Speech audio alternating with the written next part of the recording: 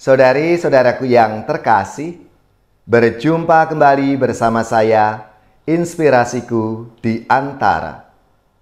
Renungan Harian Rabu 12 Juli, Pekan Biasa ke-14.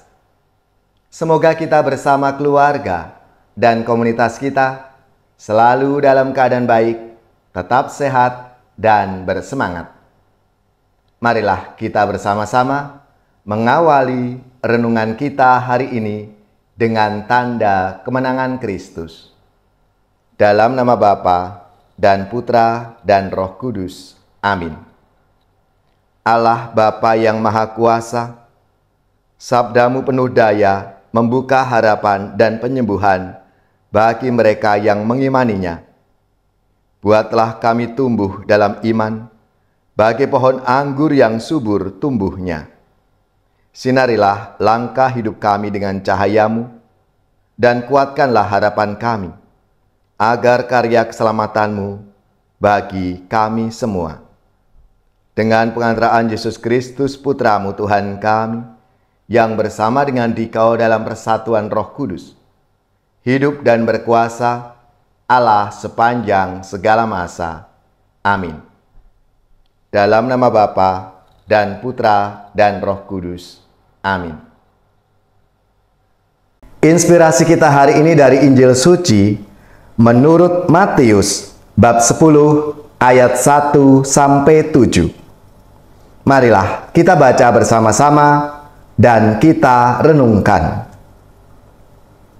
Pada suatu hari, Yesus memanggil ke-12 muridnya dan memberi mereka kuasa untuk mengusir roh-roh jahat dan melenyapkan segala penyakit serta segala kelemahan. Inilah nama ke-12 rasul itu. Pertama, Simon yang disebut Petrus dan Andreas saudaranya, Yakobus anak Zebedeus dan Yohanes saudaranya, Filipus dan Bartolomeus, Thomas dan Matius pemungut cukai, Yakobus anak Alfeus dan Tadeus, Simon orang Selot, dan Judas Iskariot yang mengkhianati Yesus. Ke-12 murid itu diutus oleh Yesus, dan ia berpesan kepada mereka, "Janganlah kalian menyimpang ke jalan bangsa lain atau masuk ke dalam kota Samaria, melainkan pergilah kepada domba-domba yang hilang dari umat Israel. Pergilah dan wartakanlah, kerajaan surga sudah dekat." Demikianlah sabda Tuhan. Terpujilah Kristus. Saudari-saudaraku yang terkasih, dari sabda Tuhan yang hari ini kita dengar dan kita renungkan bersama, Yesus mengutus ke-12 muridnya yang dipanggil dan dipilih, lalu diberikan instruksi khusus untuk tetap fokus dan tidak mudah tergoda oleh tawaran lain yang sekilas tampak menjanjikan. Janganlah kamu menyimpang ke jalan bangsa lain, melainkan pergilah kepada domba-domba yang hilang dari umat Israel. Saudari-saudaraku yang terkasih, hal ini ditegaskan oleh Yesus kepada para muridnya yang telah dibekali dengan pelbagai kuasa, baik untuk mengusir roh-roh jahat maupun menyembuhkan segala penyakit. Jika mereka tidak fokus pada misi yang telah diutus oleh Yesus, telah digariskan oleh Yesus, kuasa yang luar biasa itu dapat membuat para murid lupa diri dan melakukan penyimpangan-penyimpangan. Misalnya saja, alih-alih menyapa umat yang membutuhkan, bisa jadi mereka hanya menyapa umat yang memuja mereka. Alih-alih mewartakan kasih dan kemuliaan Allah, bisa jadi mereka malah mewartakan kehebatan dan kemegahan diri mereka sendiri.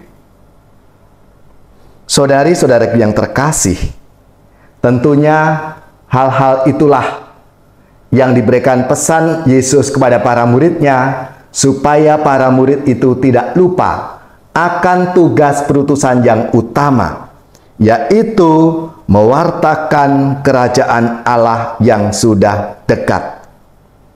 Pergilah kepada domba-domba yang hilang dari umat Israel. Pergilah dan wartakanlah, beritakanlah bahwa kerajaan surga sudah dekat. Oleh karena itu, saudara-saudariku yang terkasih, pembaptisan yang kita telah terima sebagai anggota gereja Katolik yang kudus, supaya kita ini menjadi anak-anak Allah, anak-anak pilihan Allah. Yesus pun juga berpesan kepada kita semua, supaya kita pun tidak boleh gampang menyimpang ke jalan lain, tetapi fokus pada jalan kebenaran dan hidup Tuhan Yesus sendiri yang diajarkan kepada kita, yang membawa kehidupan dan keselamatan bagi semua orang yang kita jumpai dalam kehidupan kita.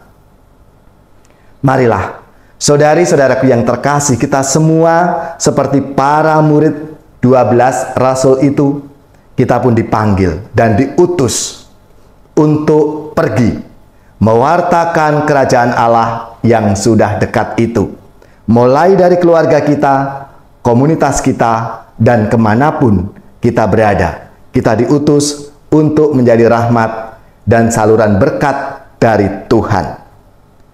Bapa yang penuh kasih, bantulah kami agar kami tetap fokus dan setia mengikuti petunjuk-Mu, dan jangan biarkan kami terlena oleh ajakan dunia ini untuk melakukan apa yang menyimpang dari ajaran-Mu.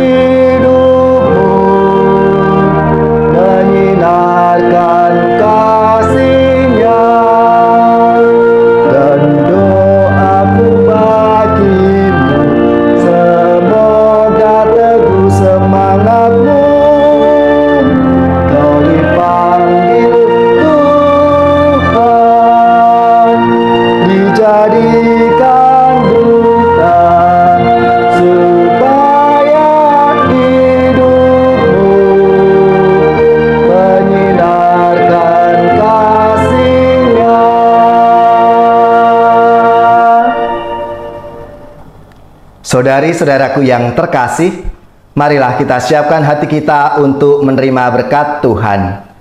Semoga saudari-saudara sekalian, keluarga-keluarga, komunitas kita, orang-orang yang kita doakan, mereka yang sakit, yang menderita, seluruh tugas, belajar, pekerjaan, usaha, serta karya pelayanan kita, dibimbing, dilindungi dan diberkati oleh Allah yang Maha Kuasa, Bapa dan Putra dan Roh Kudus.